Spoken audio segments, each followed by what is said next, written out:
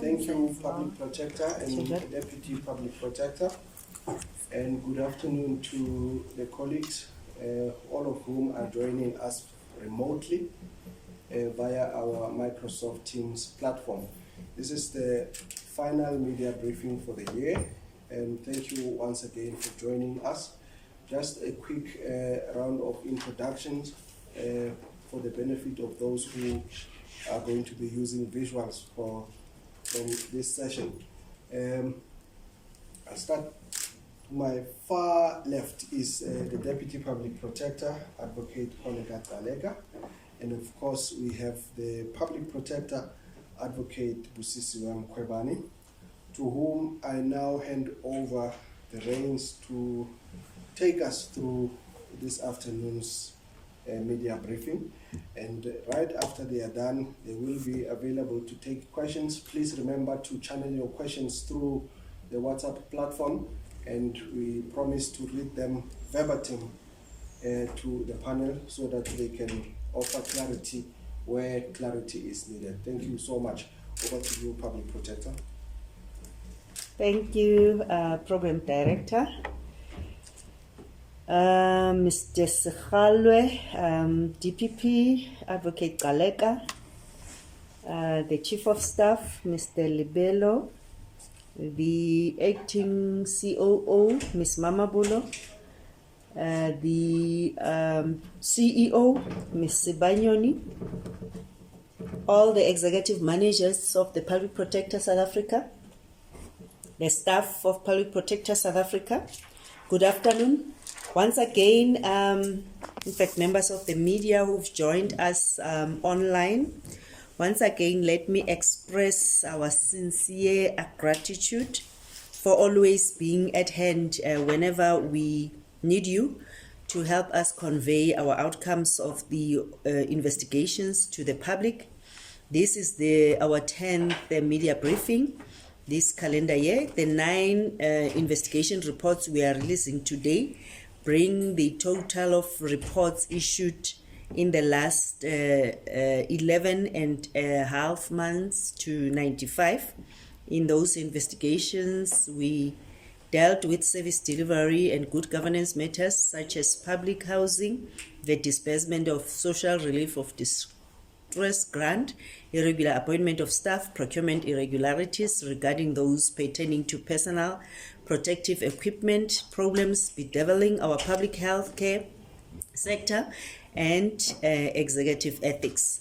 All of these reports have achieved 2 main things. In some, we helped a considerable number of individuals and organs of state to clear their names, whilst in others we made adverse findings of maladministration and improper conduct and took appropriate remedial action. In taking appropriate remedial action, we sought to take the complainants as close as possible to where they would have been had it not been for the improper conduct and maladministration. We also sought to correct the system as to prevent the recurrence of the maladministration which has taken place. And we also aim to then stem out impunity, which, if not acted upon, can serve as a breeding ground for this very improper conduct, maladministration, and prejudicial conduct. We are pleased with our modest impact thus far. In most of these, of the 86 reports we have issued up to this point, organs of state have responded positively. In some instances, they acknowledged their wrongs halfway through investigations and undertook to make amends right then and there. Such undertakings were expressed in response to Section 7(9) notices, which we serve on those against whom we contemplate adverse findings in terms of the Public Protector Act, the aim being to grant them an opportunity to make representations against the intended findings and remedial action. I will cite but only a few examples which we have done the above. So the one relate to service delivery case, and the other the conduct failure matter. The thorough work we did alongside other sister Chapter 9 institutions like the South African Human Rights Commission to restore the dignity of the people of Alexandra who have for years lived in deplorable conditions is one such example. And the city of Johannesburg owned up to its service delivery failures in that township and committed to do right by that community. We are monitoring progress in that regard. On the conduct failure front, ministerial advisors at the National Department of Transport who were not only improperly appointed but paid at a higher scale than they were entitled to continue to pay back the excess amounts to the public purse after both the Minister and the Director General in that department acknowledged the maladministration and undertook to make amends. Of course, there are a few other cases that have been taken on judicial review, with the aggrieved parties exercising their rights as they are entitled to.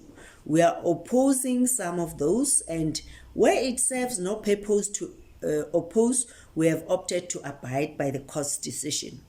A number of other investigations and interventions are underway. These include the work we are doing in ensuring that tertiary students are in the lecture hall at the beginning of the academic year, as opposed to engaging in violent protests, fending off financial exclusion and other hindrances.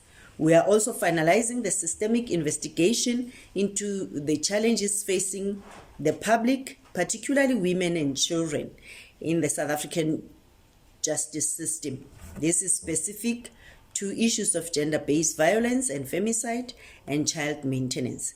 We launched this investigation at the beginning of the financial year, and we have made considerable progress.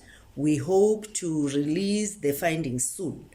Today, we end the year 2021 with 9 investigation reports which deal with a range of issues, from everyday struggles that the public contend with to complex issues of public procurement and executive ethics. Let us start with the issues relating to prejudicial conduct. I'll hand over to the Deputy Public Protector to take us through those reports. Thank you, Public Protector. Very good afternoon to yourself, Chief Executive Officer, Acting Chief Operations Officer, Executive Managers, the Chief of Staff, members of the media, the public at large, ladies and gentlemen. And under the prejudicial conduct, I will start with the matter of Siabamuri versus the Silk-Plaatje municipality in the Northern Cape.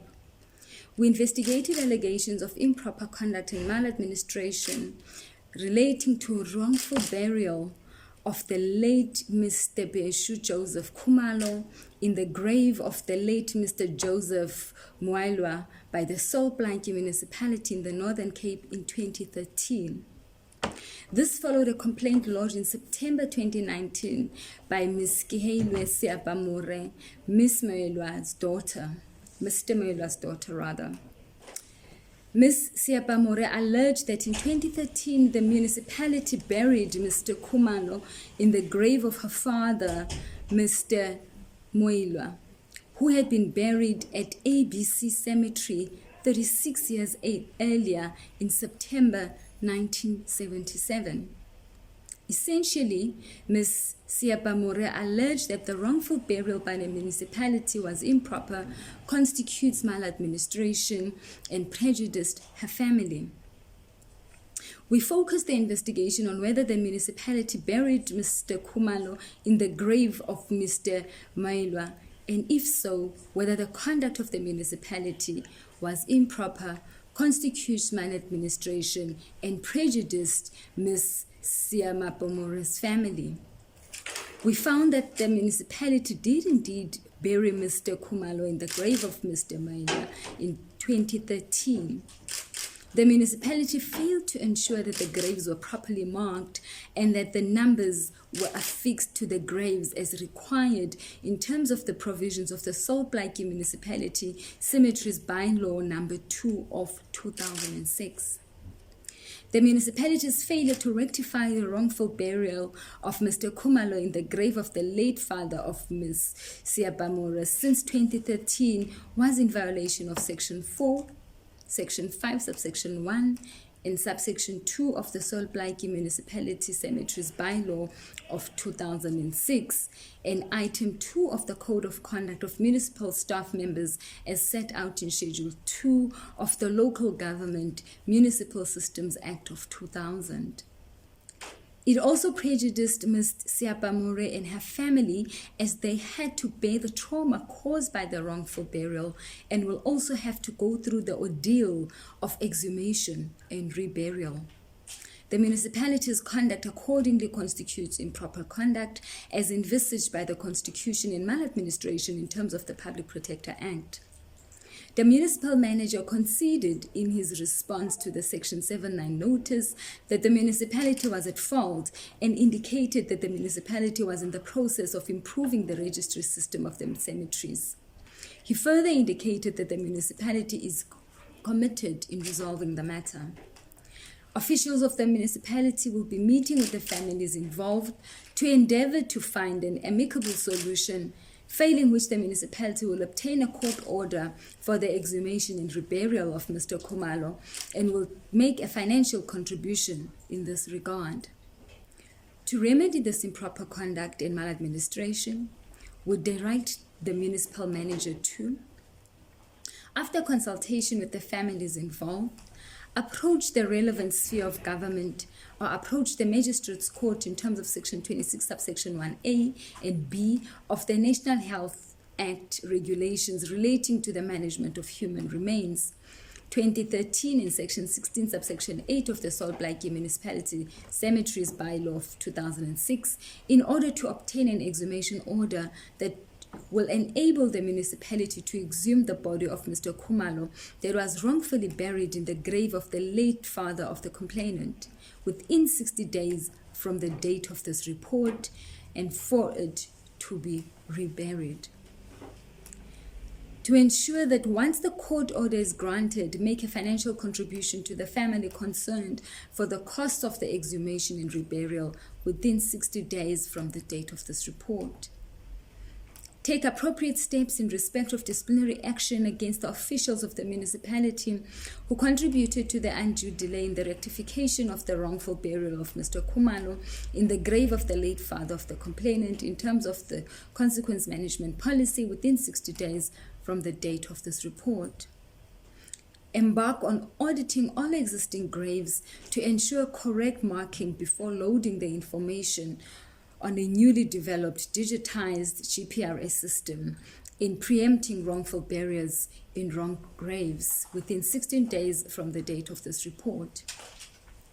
Take the appropriate step to expedite the finalization of the Salt Blakey Municipal Cemeteries policy to regulate the management of cemeteries and the threshold capped costs paid by the municipality for the performance of rituals during exhumation of remains of people, and to provide training to the relevant officials that will have to implement the policy within 60 days from the date of this report. Ensure that the audit committee of the municipality reports regularly to the municipal council on the audit outcomes relating to internal audit plan, which includes the digitized GPRS system within 60 days from the date of this report.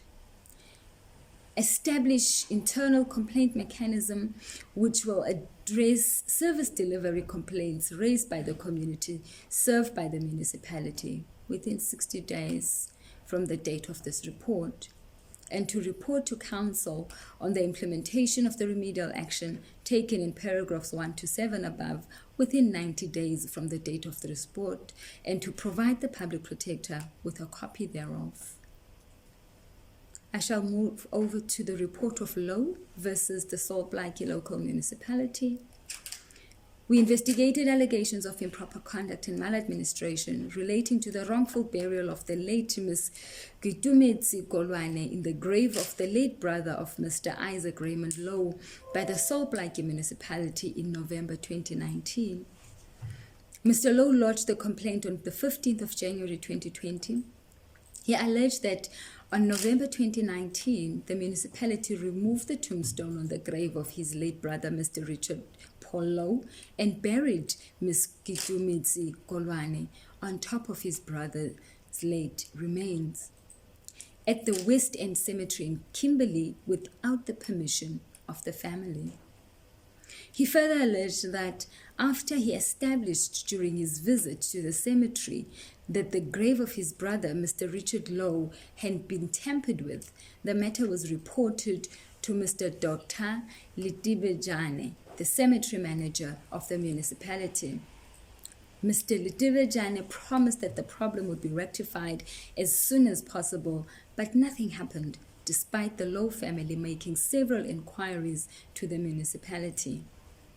Essentially, Mr. Lowe's complaint is that the municipality caused the wrongful burial of Ms. Gcaleka in the grave of his late brother at the West End Cemetery, and that the conduct of the municipality was improper, constitutes maladministration, and prejudiced his family. Having studied the complaint, we focused the investigation on whether the municipality wrongfully buried Ms. Gcaleka in the grave of the late brother of Mr. Lowe in 2019. If so, whether the conduct of the municipality was improper, constitutes maladministration, and prejudiced his family. We found that indeed the municipality wrongfully buried Ms. Gcaleka in the grave of the late brother of Mr. Lowe in 2019. The municipality failed to ensure that the graves were properly marked, a number was affixed to the grave, and the register of graves properly managed as required by the Kholeka Municipality Cemeteries Bylaw of 2006. The municipality's failure to rectify the wrongful burial of Ms. Gcaleka in the grave of the late brother of Mr. Lowe since 2019 was in violation of Sections 4, Section 5, Subsection 1, and Subsection 2 of the Conduct of the Kholeka Municipal Cemeteries Bylaw of 2006 and Item 2 of the Code of Conduct of the Municipal Staff Members as set out in Schedule 2 of the Municipal Systems Act. It also prejudiced Mr. Lowe and his family, as they had to bear the trauma caused by the wrongful burial and will also have to go through the ordeal of exhumation and reburial. The municipality's conduct accordingly constitutes improper conduct as envisaged by the Constitution and maladministration in terms of the Public Protector Act. To remedy this improper conduct and maladministration, the municipal manager must, after consultation with the families involved, approach the relevant sphere of government or approach the Magistrates Court in terms of Section 26, Subsection 1A and B of the National Health Act regulations relating to the management of human remains, 2013, Section 16, Subsection 8 of the bylaw, and in order to obtain an exhumation order that will enable the municipality to exhume the body of Ms. Gcaleka that was wrongfully buried in the grave of Mr. Lowe's late brother within 16 working days of the date of this report. Ensure that once the court order is granted, make a financial contribution to the family concerned for the cost of the exhumation and reburial within 60 working days from the date of this report. Ensure that the tombstone that was removed from Mr. Lowe's grave is returned to its original position within 90 working days from the date of this report. Take the appropriate steps in respect of disciplinary action against the officials of the municipality who contributed to the undue delay in the rectification of the wrongful burial of Ms. Gcaleka in the grave of Mr. Lowe's late brother in terms of the municipality's Consequence Management Act within 60 days from the date of this report. Embark on the audit of all existing graves to ensure correct marking before loading the information on a newly developed digitized GPRS system in preempting wrongful burials in wrong graves within 60 working days from the date of this report. Take the appropriate steps to expedite the finalization of the Soapblike Municipal Cemeteries Policy, to regulate the management of the cemeteries and the threshold cap costs paid by the municipality for the performance of rituals during exhumation of remains of people, and to provide training to the relevant officials that will have to implement the policy within 60 working days from the date of this report. Ensure that the audit committee of the municipality reports regularly to the municipal council on the audit outcomes relating to the internal audit plan, which includes the digitized GPRS system, within 60 days from the date of this report. Establish internal complaint mechanism which will address service delivery complaints raised by the community served by the municipality within 60 working days from the date of this report, and to report to the council on the implementation of the remedial action taken in paragraphs 1 to 8 above within 90 working days from the date of this report, and provide the public protector with a copy thereof. In the matter of undue delay as well, Adams versus Soapblike Local Municipality, we investigated allegations of improper conduct and maladministration relating to undue delay by the Soapblike Local Municipality in the Northern Cape to finalize a claim for damages to a property situated at 53 Gladstone Street in Kimberley in February 2015. We investigated a complaint was lodged on 24 April 2017 by Mr. Isaac Adams. Mr. Adams alleged that on 9 January 2015, there was a water pipe burst at Gladstone Street, causing his property to be flooded and resulting in extensive damage to his property and belongings to the estimated amount of 31,000 rands. He lodged a claim for damages with the municipality on the 2nd of February 2015, but was never paid. In essence, his complaint is that of an alleged undue delay on the part of the municipality to finalize his claim for damages to his property, and that this was improper, constituted maladministration, and prejudiced him. We focused the investigation on whether the municipality unduly delayed to finalize a claim for damages to property situated at 53 Gladstone Street in Kimberley in February 2015, and if so, whether the conduct of the municipality was improper, constitutes maladministration, and prejudiced Mr. Adams. We found that indeed the municipality unduly delayed to finalize Mr. Adams' claim. This failure was not in accordance with the relevant provisions of the Local Government Municipal Finance Management Act relating to the managing of liabilities of the municipality and Item 2 of the Code of Conduct of Municipal Staff Members as set out in Schedule 2 of the Local Government Municipal Systems Act 2000. The conduct of the municipality accordingly constitutes improper conduct and as envisaged in the Constitution and maladministration and undue delay in terms of the Public Protector Act. To remedy this improper conduct and maladministration, the municipal manager must take the appropriate steps to engage with Mr. Adams to offer a settlement relative to his claim for damages against the municipality within 30 working days from the date of this report, to take steps in respect of disciplinary action against any of the officials of the municipality who contributed to the undue delay in the finalization of Mr. Adams' claim for damages in terms of the consequence management policy within 60 working days from the date of this report. Ensure that all officials of the municipality that deal with claims for damages against the municipality are trained in the loss control and insurance policy and how it should be managed within 60 days from the date of this report.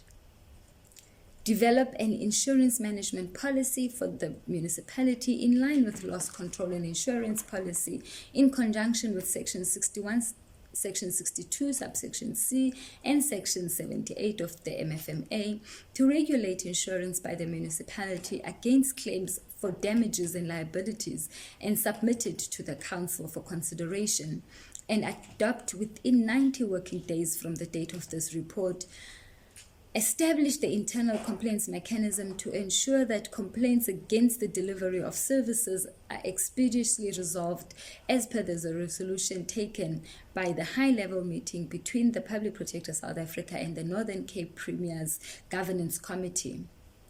Ensure that the Audit Committee regularly reports to the Council on the adopted audit plan, and report to the Council on the progress made with the implementation of the remedial action taken in paragraphs 1 to 6 above within 120 working days from the date of this report, and submit a copy thereof to the Public Protector.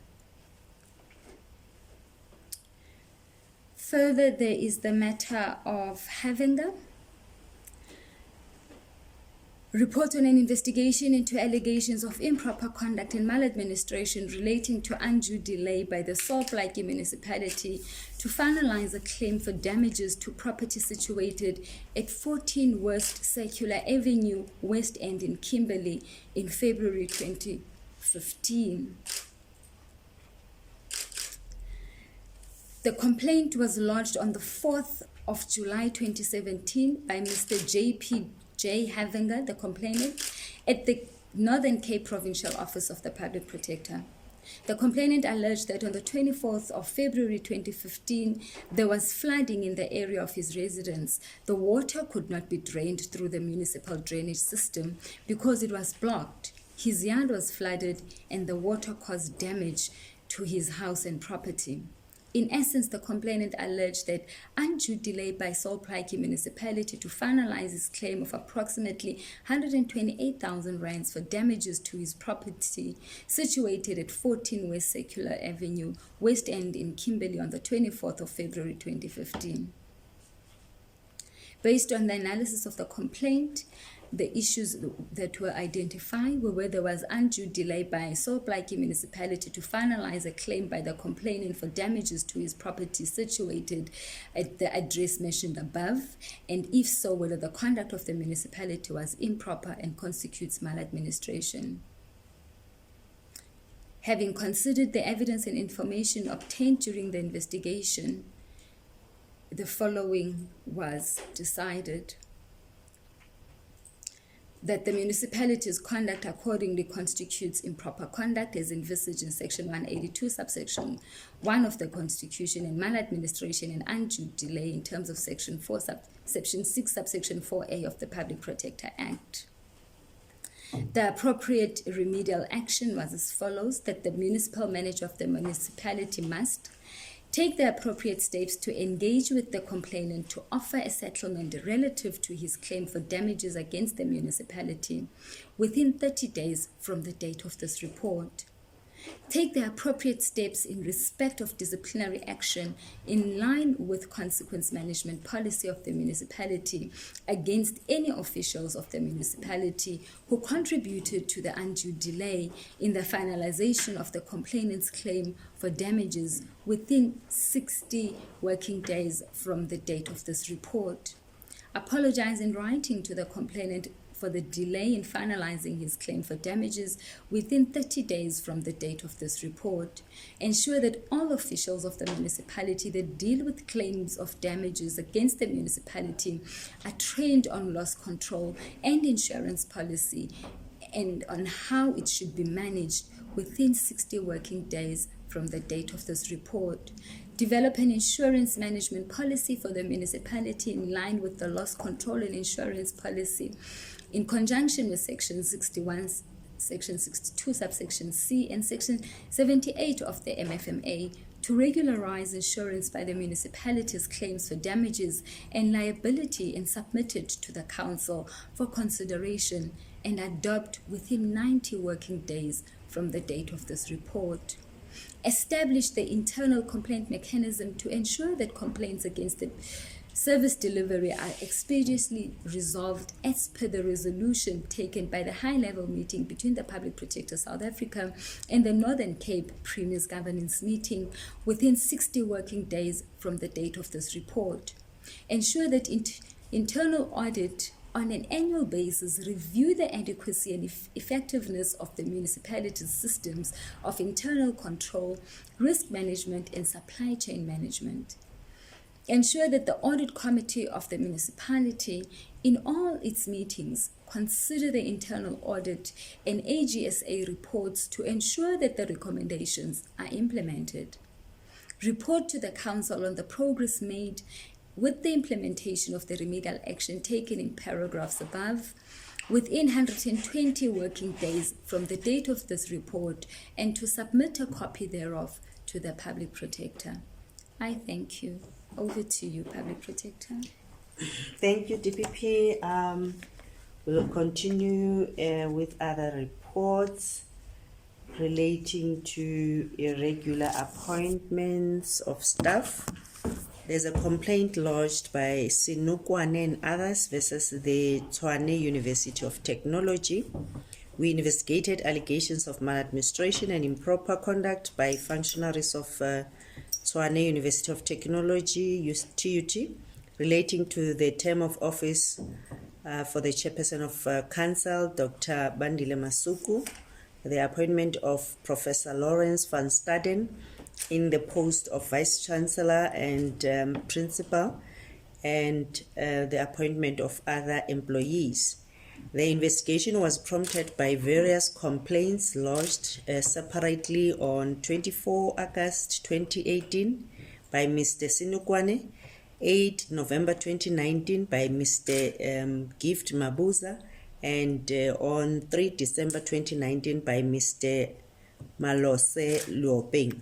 Having analyzed the complaints, we then decided to investigate the following 4 issues: whether Dr. Masuku was serving a third term of chairpersonship for the TUT Council in contravention of the TUT Institutional Statute and institutional rules at the time when he presided over the recruitment and selection process leading to the appointment of Professor van Staden; whether the TUT Council appointed Professor van Staden in the post of Vice Chancellor and Principal at the TUT without following the institutional statute and institutional rules; whether the TUT Council appointed Mr. Mageti in the post of Advisor to the Vice Chancellor without him being qualified for the post; and whether TUT Council promoted Mr. Mahlalela, the former CFO of TUT, to the position of Deputy Vice Chancellor, operations in breach of the applicable institutional statute and rules. On our investigation, our investigation revealed that the first 3 issues were not substantiated.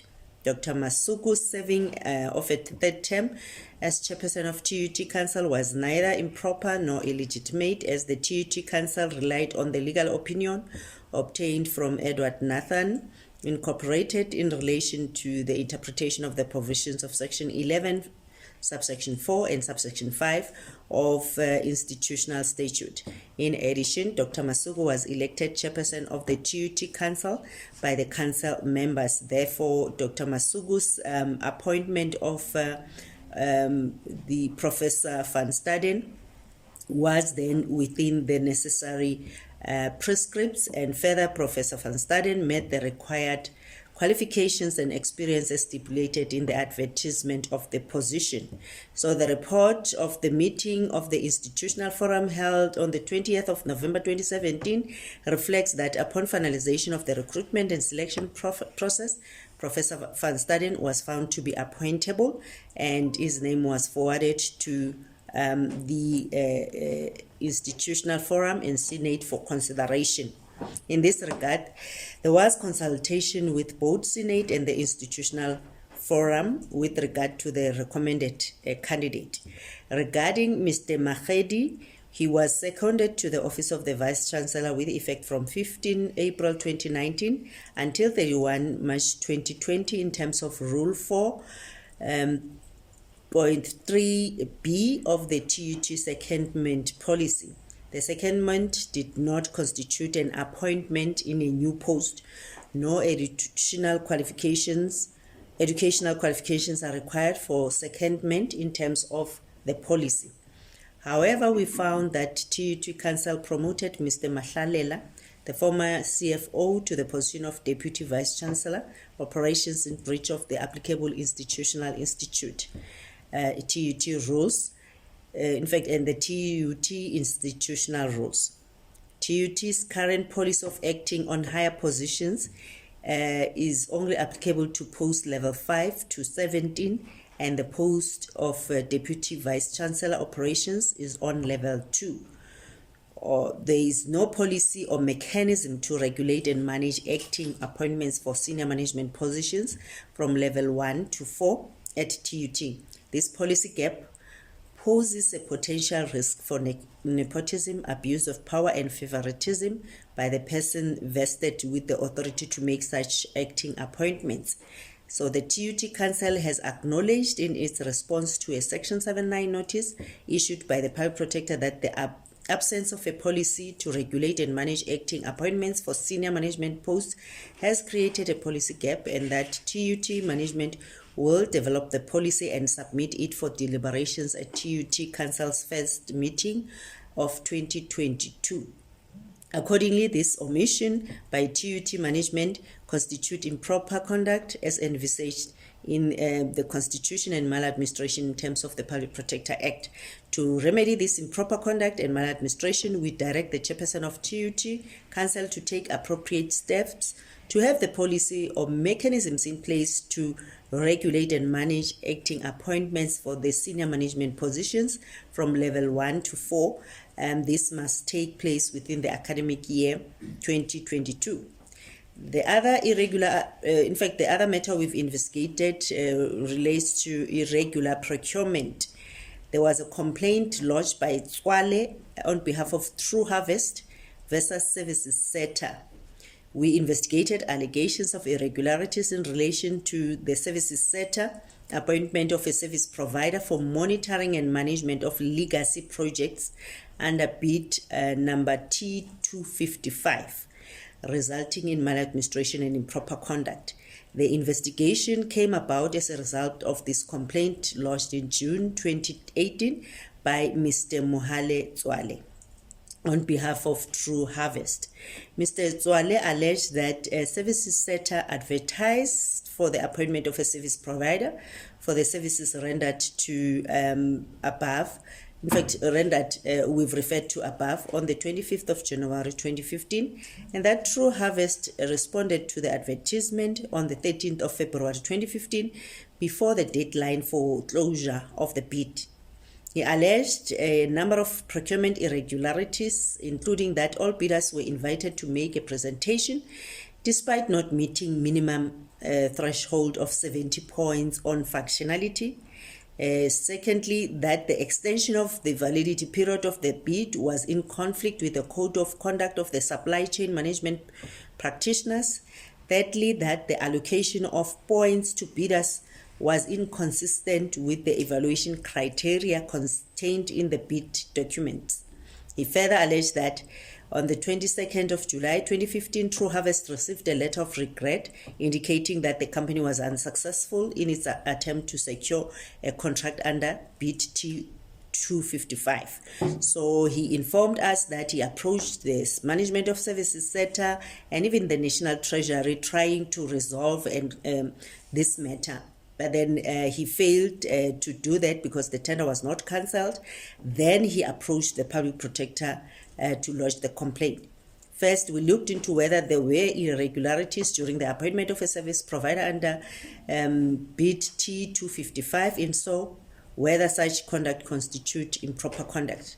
Secondly, we looked into whether the alleged maladministration by service sector resulted in proper prejudice to True Harvest.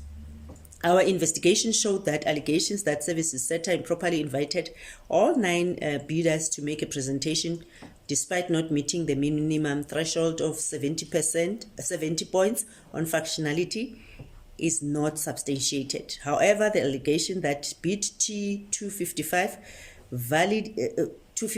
validity was irregularly extended in conflict with the RFB document and the SCM policy is substantiated. In accordance with Section 4 of the Interpretation Act 33 of 1957, the 90 days stipulated in bid T255 expired on the 14th of May 2015. Therefore, the letter sent to all the 9 bidders dated 2 June 2015 and signed by the former SCM Senior Manager Mpumelelo Ntlangulela, purporting to extend the validity period, were irregular. So the extension of the tender validity or period was inconsistent with their supply chain management, a guide to accounting officers and authorities of 2004, and the principles enunciated in the case law, including Robex Construction versus Road Agency in Limpopo, and the other one is SAAB Green Tech Defense versus the South African Police. So those are the Supreme Court of Appeal matters, which requires the said extension to take place before the expiration of the bid. Both the chairperson of the Bid Evaluation Committee, Mr. Defu, and the Bid Adjudication Committee, Mr. Nongongo, signed the BAC evaluation and the BEC evaluation recommendation report, which recommended the appointment of Dadani Trading as the successful bidder. So the then acting CEO, Ms. Lizelle Goslit, approved the letter of award dated 10 June 2015 that was sent to Dadani Trading. Consequently, the appointment of Dadani Trading by the services sector was void ab initio, meaning it had no legal effect. Therefore, the conduct of services sector in this regard constitute improper conduct. With that being said, the allegation that the conduct of services sector resulted in improper prejudice to True Harvest Trading is unsubstantiated. To remedy the improper conduct and maladministration established in this matter, we direct the chairperson of services sector to take note of the report in so far as the observations, findings, and remedial action are contained therein, and the accounting authority, which is the board, assist in ensuring that the remedial action as provided for is implemented and expedited. The chairperson must ensure that services sector considers taking corrective action against officials responsible for the irregular extension of this bid T255 and the subsequent appointment of Dadani Trading in order to prevent the recurrence of the acts of maladministration going forward. So in addition, the chairperson must ensure that services sector in all its provisioning for goods and services complies with legislation and any other prescripts regulating public procurement based on the principles enshrined in Section 217 of the Constitution. The next matter relating to irregular procurement relates to Shabangu versus the Department of Public Works and Infrastructure, which is the report number 73 of 2021-2022. We investigated allegations of improper conduct and maladministration by the Department of Public Works and Infrastructure relating to the agreement to pay an outstanding amount to a subcontracted supplier of building materials for the construction of Tweefontein Police Station in Mpumalanga in 2009-2010 financial year. The investigation is a result of a complaint lodged in December 2018 by Mr. Ru Shabangu, a member of Ru Property Development Africa, RPDA. In the main, Mr. Shabangu alleged that DPW awarded a tender for the construction of the Tweefontein Police Station to TTR Building Construction on 20 March 2008. TTR subsequently experienced financial difficulties, and on 1 April 2009, ceded the contract for assistance to RPDA with the approval of DPW. TTR/RPDA ran into financial difficulties to purchase building material for the construction of the project, and Alex Steel, a supplier of building material, agreed to provide TTR/RPDA with building material on credit but insisted on a surety for payment. Mr. Shabangu signed surety for the payment of the outstanding amount to Alex Steel on behalf of RPDA. On 12 August 2009, the DPW undertook in writing to settle Alex Steel outstanding invoices for building material that was already delivered to the construction site and to pay Allet Steel directly for all materials to be ordered towards the completion of the construction project. The DPW subsequently failed to comply with this undertaking, so that's a complaint. So TTR RPDA then approached DPW to negotiate an agreement that DPW will pay Allet Steel directly all monies certified and payable to TTR and RPDA. A memorandum of agreement was entered into accordingly between TTR, RPDA, Allet Steel and DPW, 7 April 2010. In terms of the MOA, the amount due to Allet Steel by DPW as per the undertaking of 12 August 2009 was more than 4.7 million. Mr. Shabangu alleged that the DPW never paid Allet Steel for the building material delivered at the construction site. The two payments that were made in July 2010, Allet Steel instituted action against RPDA for the outstanding payment of the building material. As a result of the non-payment by DPW, RPDA had to pay Allet Steel an amount of 6.8 million. Mr. Shabangu alleged that further that he and RPDA were prejudiced due to the failure by DPW to comply with its understanding under the MOA. After numerous attempts to resolve the matter with DPW and to obtain payment for the amount that Mr. Shabangu had to pay to Allet Steel, he was verbally informed by DPW that they are withholding payment of the money due to overpayment that was made to one of his other companies. Having analyzed the complaint thoroughly, we decided to investigate the following three issues: whether DPW officials properly failed to manage and administer the contract for the construction of the Tweefontein police station in accordance with the PFMA supply chain regulations and its own supply chain management policies, whether DPW made an undertaking and entered into an agreement on the 12th of August and 7 April 2010 respectively to pay Allet Steel a subcontracted supply of building material, an amount of 4.7 million, independent from and in addition to its principal agreement with TTR for the construction of the Tweefontein police station, whether or not DPW was unlawfully enriched or received an improper advantage at the expense of TTR or RPDA, as envisaged in the Public Protector Act, and as a result of the latter's settlement of a claim by Allet Steel to an amount of 6.8 million for monies due and payable to Allet Steel for the supply and building of the building material for the construction of the police station. Our investigation revealed that only the first issue is substantiated. DPW officials improperly failed to manage and administer the contract for the construction of the Tweefontein police station in accordance with the responsibilities provided for in the PFMA supply chain regulations and its own supply chain management policy. While Mr. Shabangu's allegations of improper advance payments and irregularities pertaining to the award of the contract and manipulation of the tender price to secure the contract are not substantiated, it nevertheless became clear during the course of the investigation that the conduct of at least one of the DPW officials in relation to the management and administration was improper and constitutes maladministration. DPW awarded a tender for the construction of Tweefontein police station to TTR on the 20th of March 2008, and on the 1st of April 2009, TTR entered into a cession agreement purporting to transfer all its rights, title, interest and obligation in terms of contract number NST 07/048 to RPDA.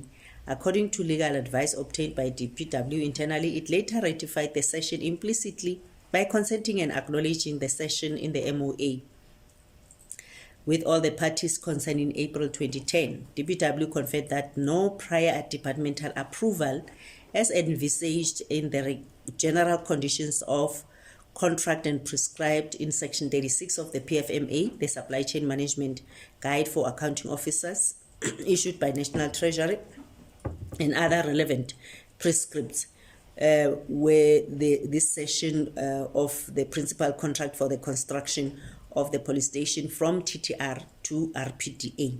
So there was no prior approval in that. As a result, there is no indication of any assessment of the risk that impacted on TTR's ability to perform. DPW later became aware of the purported session. In other words, this session took place independently from the department as alleged, and as well as the fact that the former head of projects in Mpumalanga, Mr. Nyalungu, had tacitly and wrongfully accepted and agreed to the session without the requisite authority and despite the fact that it did not comply with departmental prescripts. So the failure on the part of its officials had serious consequences for the governance of the project and the ability of DPW to manage and mitigate and address the risks which are threatened to derail the successful execution of the project, including the capacity of TTR and later RPDA to source the material and suppliers required for the completion of the project.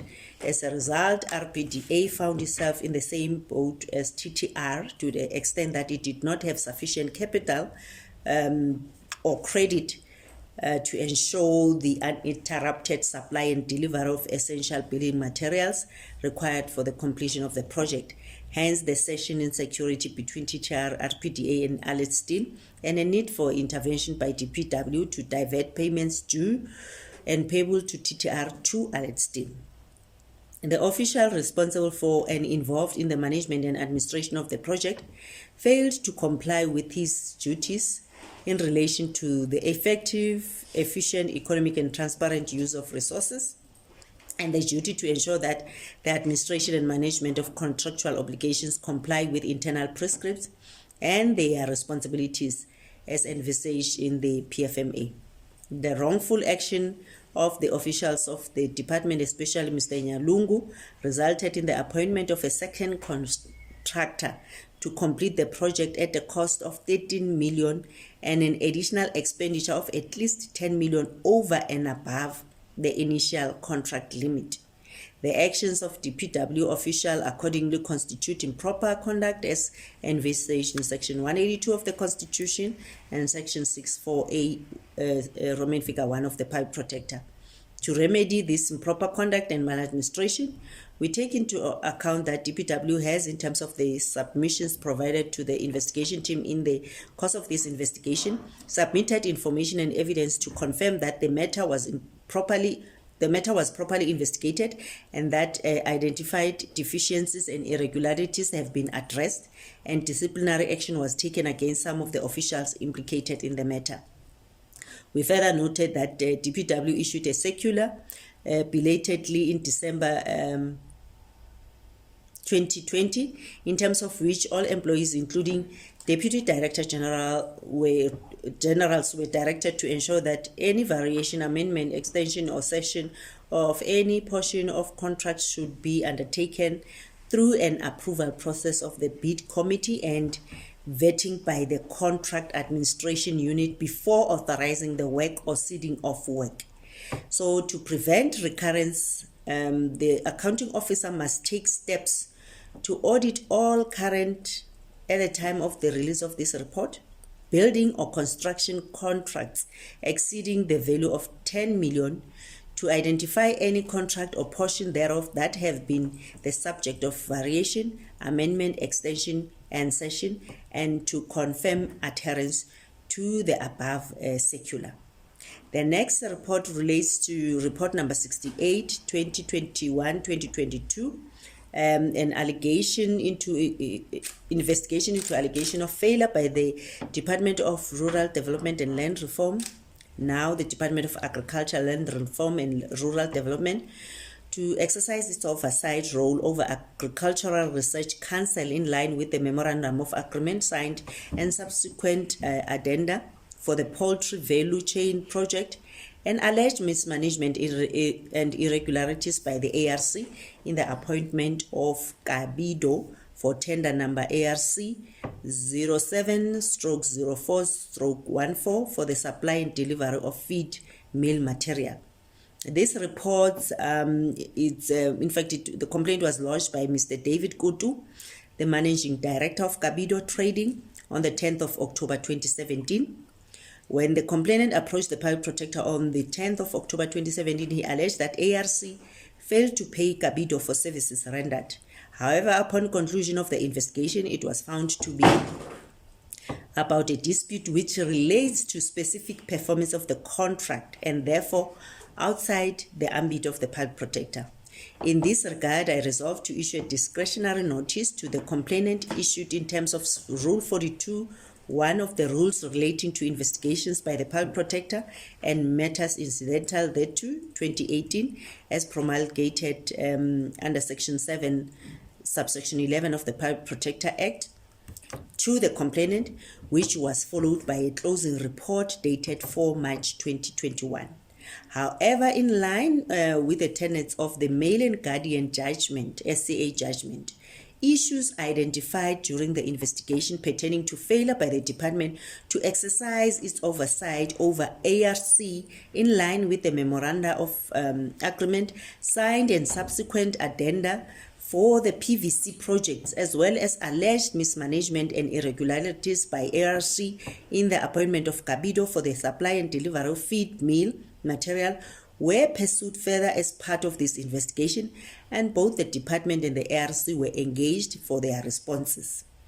So with regard to this matter, we've identified two issues: whether the department failed to exercise its oversight role over ARC in line with the Memoranda of Agreement signed by the two parties and subsequent addenda to the PVC project, resulting to maladministration and improper conduct.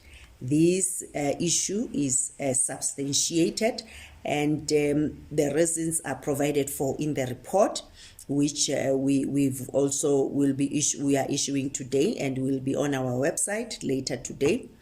And the second issue regarding whether there was mismanagement and irregularities by the ARC in the appointment of Cabido for tender number ARC/07/0414 awarded for the supply of feed meal material, thereby constituting maladministration and improper conduct. This matter is also substantiated. The remedies which we are recommending relates to the Minister of Agriculture, Land Reform and Rural Development to take note of the report insofar as the findings and remedial action contained therein are concerned as the executive authority, and to assist in ensuring that these remedial actions are implemented. To note the fiduciary duties of the members of the Board of Directors of ARC, and to consider appropriate remedial steps for its non-compliance in the implementation of the project. The chairperson of the board as well, there are remedies which we are recommending to take note of the report, and as the accounting authority to also assist in ensuring that the report is being implemented. We've also made some recommendation to the Director General of the Department of Agriculture, Land Reform and Rural Development, who will also have to ensure that there are processes which are put in place where there is a supplier which is there's poor performance by the ARC, and especially in terms of the MOUs and the SLAs which have been signed. And I must indicate that this report is also intended to make sure that future such contracts are not or are monitored, and there's delivery of services. The final report we are issuing relates to executive ethics. It's Gcaleka versus Mshengu. We investigated an alleged breach of the Executive Members Ethics Code by the MEC for Education of the KwaZulu-Natal Provincial Government, Mr. Kwazi Mshengu. The investigation followed a complaint by Dr. Gcaleka, a member of the KwaZulu-Natal Provincial Legislature. This was on the back of a Sunday Times newspaper article of 10 November 2019 under the headline MEC's Faulty Mac Scam. In the article, it was alleged that a forged letter from the car manufacturing company Mercedes-Benz South Africa had been created to enable the MEC to use the official not to use the official vehicle previously used by his predecessor, and instead to use hired vehicles at a huge cost to the state.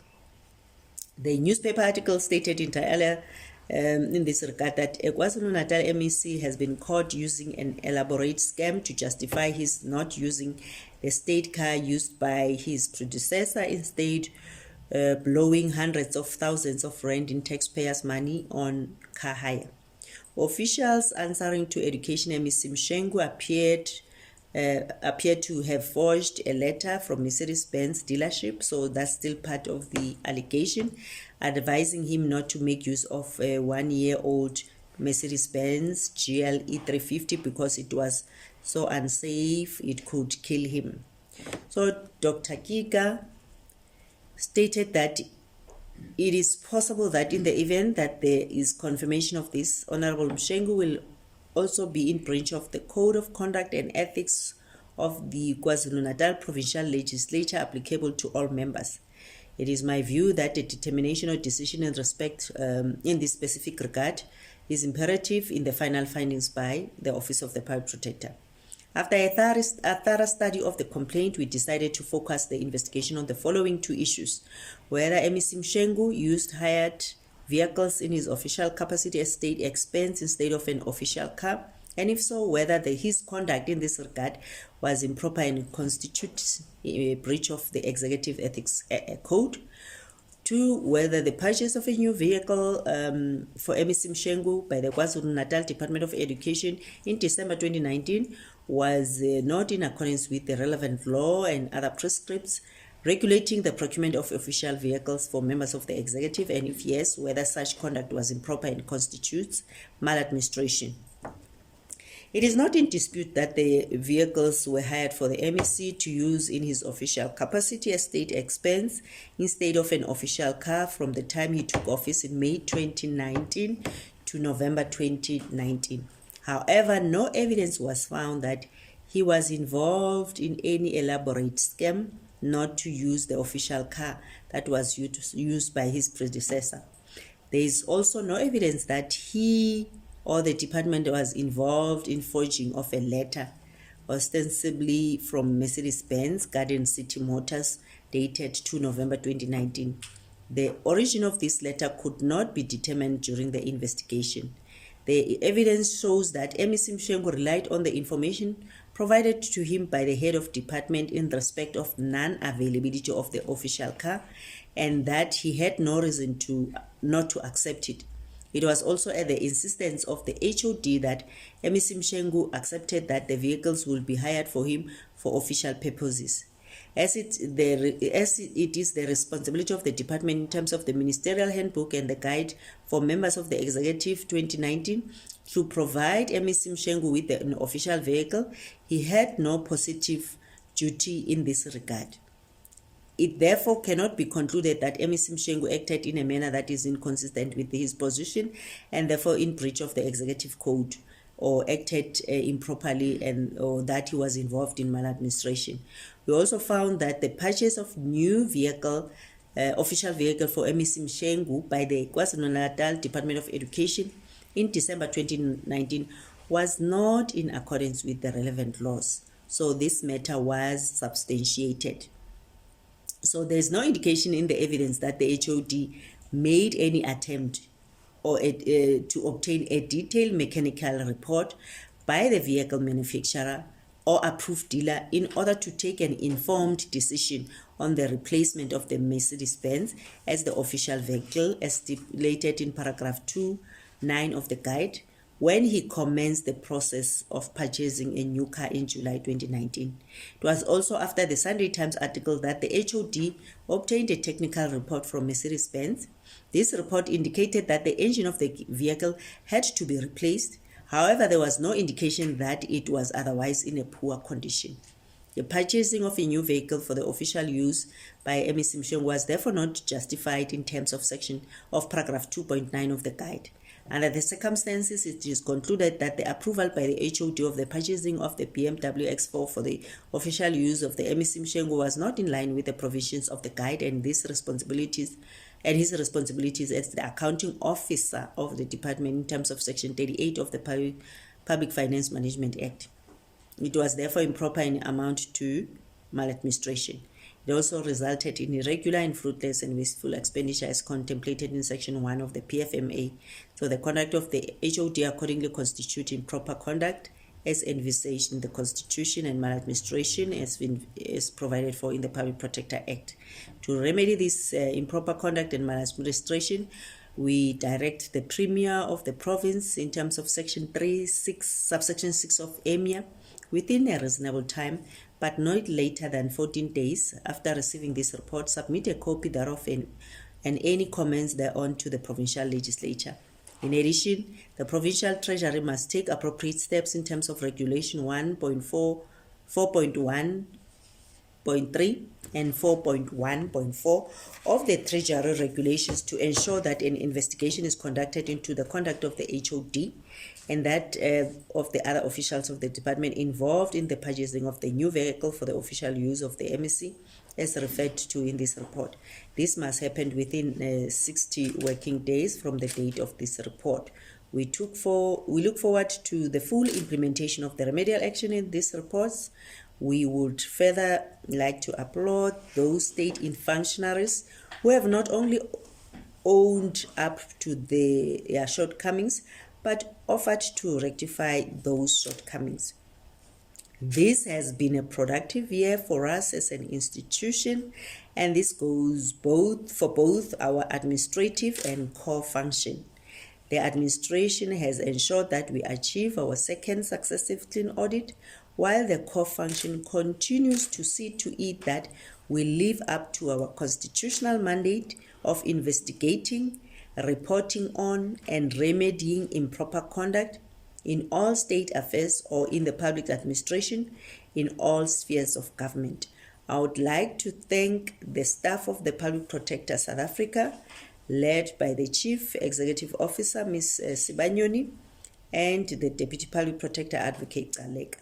I would also like to extend a word of gratitude to our external stakeholders, including the public we serve, the public administration, which we help to ensure clean governance, and Parliament, which holds us to account.